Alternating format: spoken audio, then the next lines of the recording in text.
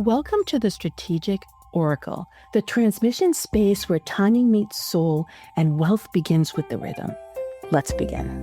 I can't even believe that it's November.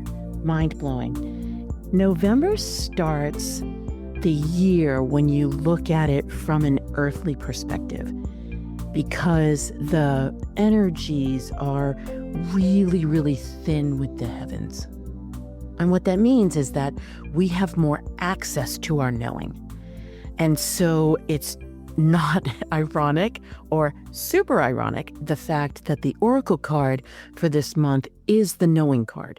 It's that number 27. It's that yellow suit, which means that it's the personal side, but it is that expansive personal side. Now, when you think about it, this actually goes hand in hand with the energies of this November, because there's this balance flow in this month. And so knowing is inner, it's deep, it's in that silence. It's when you give your mind the chance to just take it, pause, just a moment of stillness. And then what arises is a good idea or an inkling of, gee, someone's going to call me, and then they do.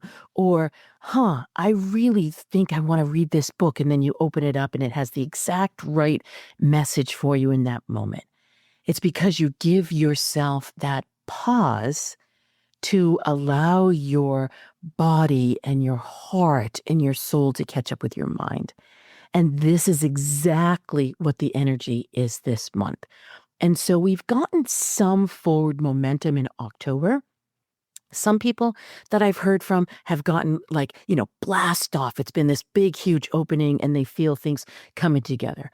On the flip side of it, some people have had like a total destabilization of what's going on in their world.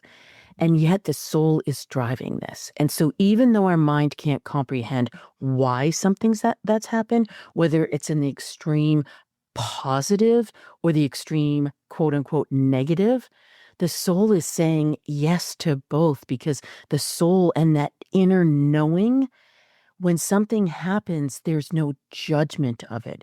There's no good or there's no bad. There just is.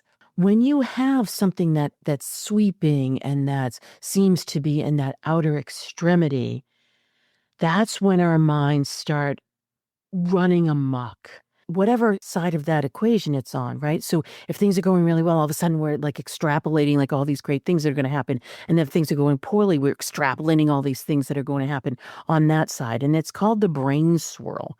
And so we like it when we think, oh, I just had all these things. I was in the flow. Everything came together. And yet, when we look at life in its cycles, we could look at it by quarter.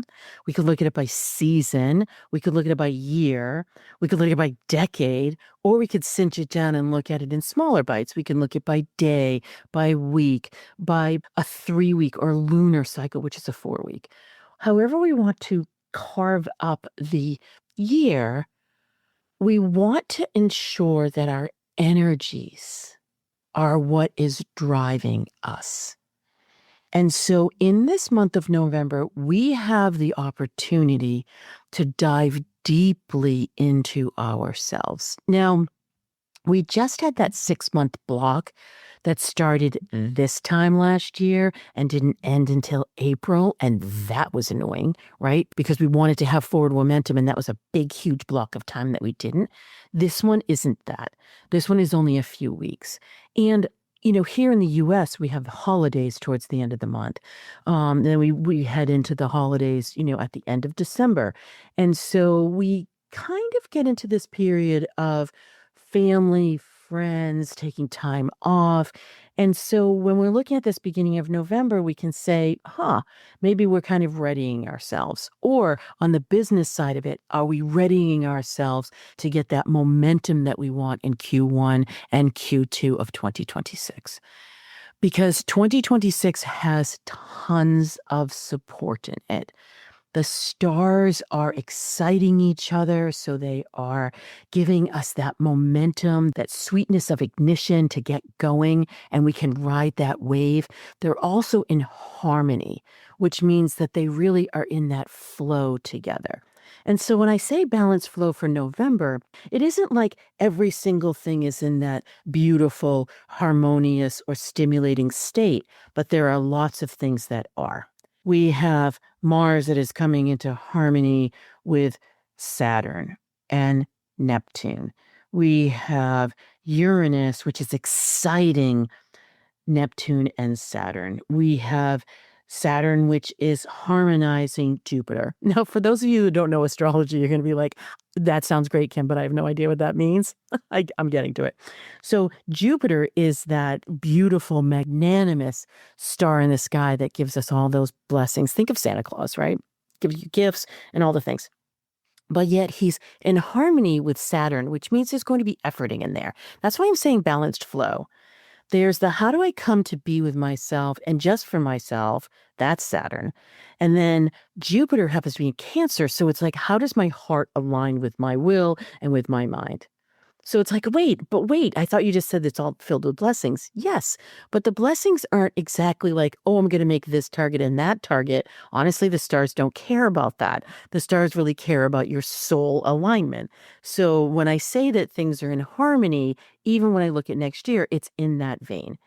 And when I look at the big magic triangle that I've been talking about for over a year now, and will continue to be talking about for 3 years, by the way, that's where we are questing for our independence, where we're searching for things that are going to bring us into our future. We are driving ourselves to open up to the deeper aspects of us.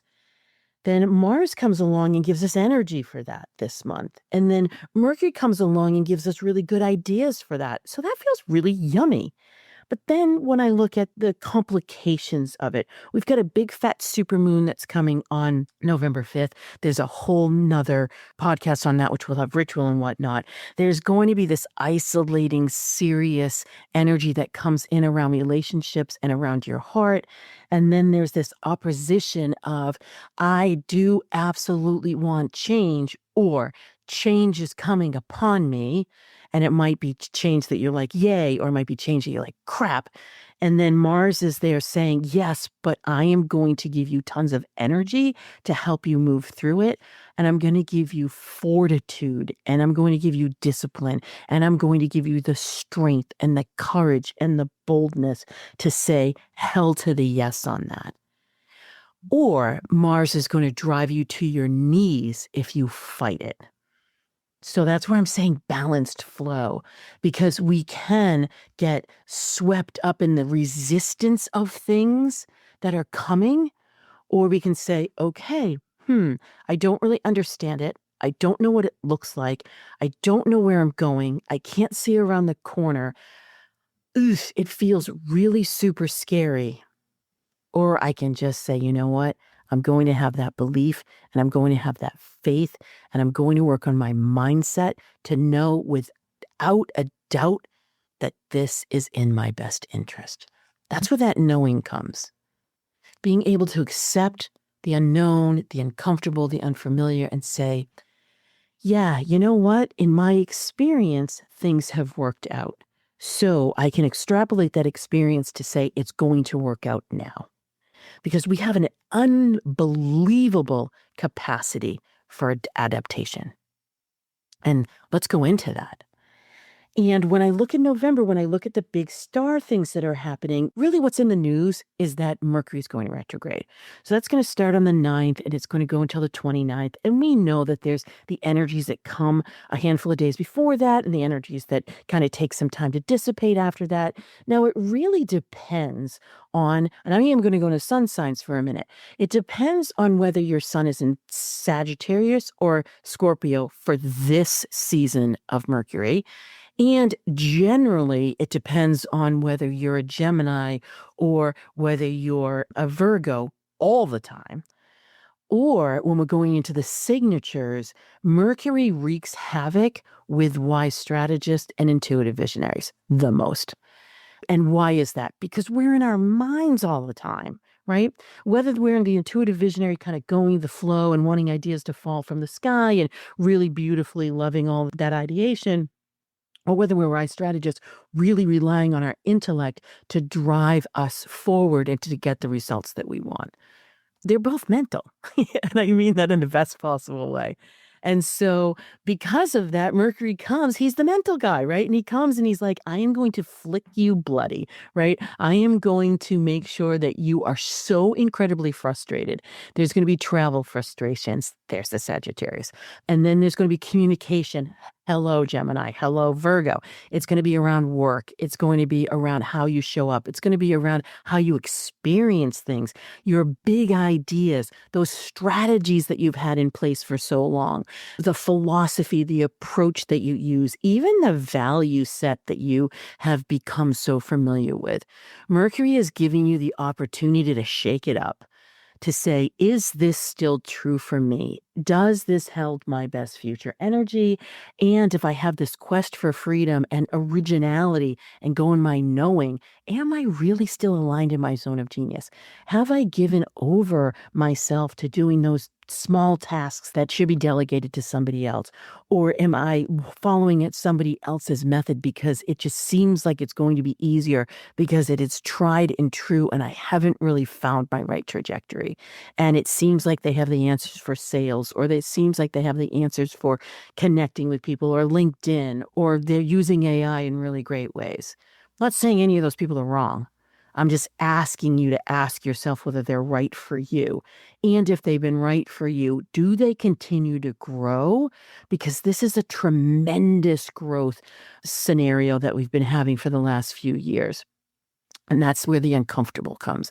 That's where the unfamiliar is. That's where that belief and faith come into play. When I look at that knowing card, we are coming to cycles. And that's why I was saying break the year down.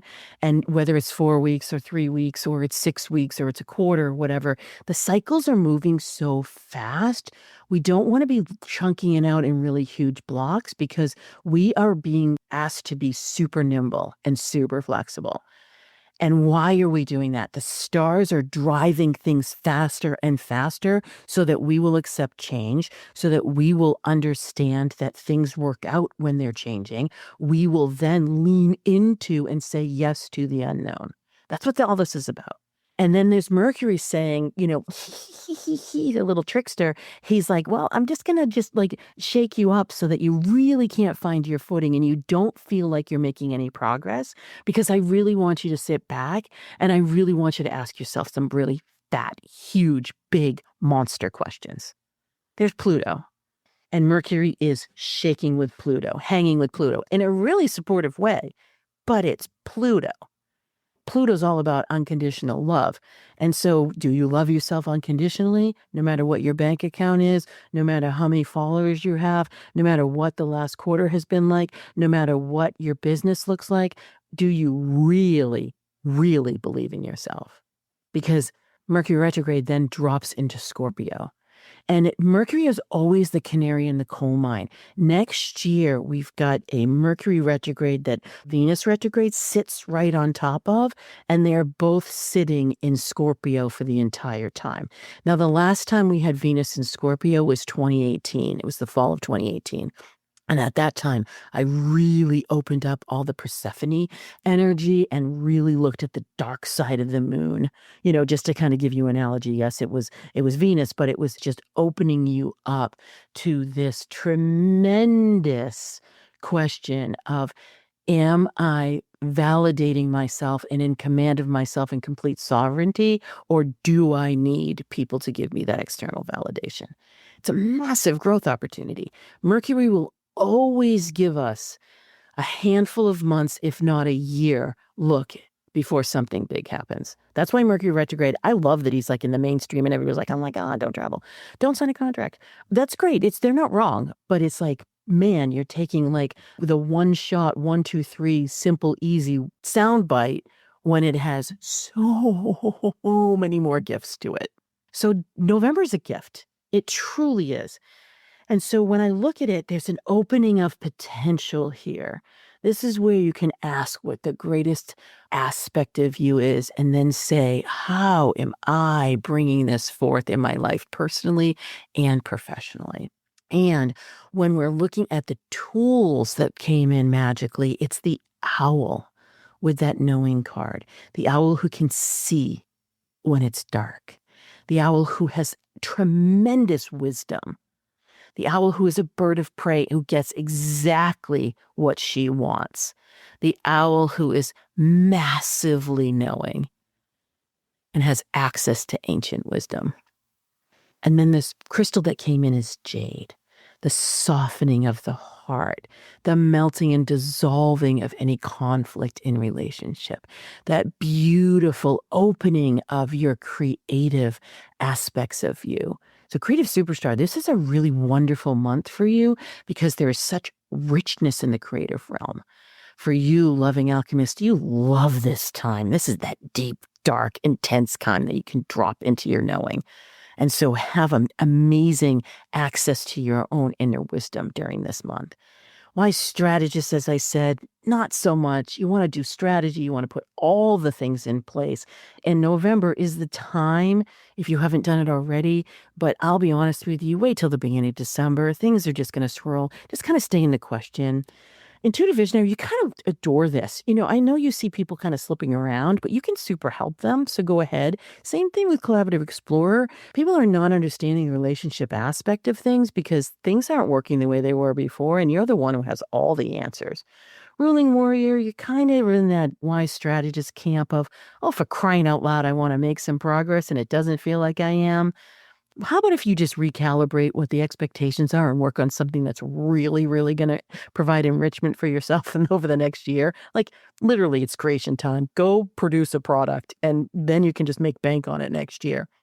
So November has some big star aspects. You can go to the blog post. It's at kimwoods.com/blog. You'll see the November forecast right there. It lays out each one of the weeks. It lays out all the tools. It lays out all the bottom line for every single one of the signatures. And then I am doing a gorgeous call for the 2026 forecast on December 4th at 1 p.m. Eastern time.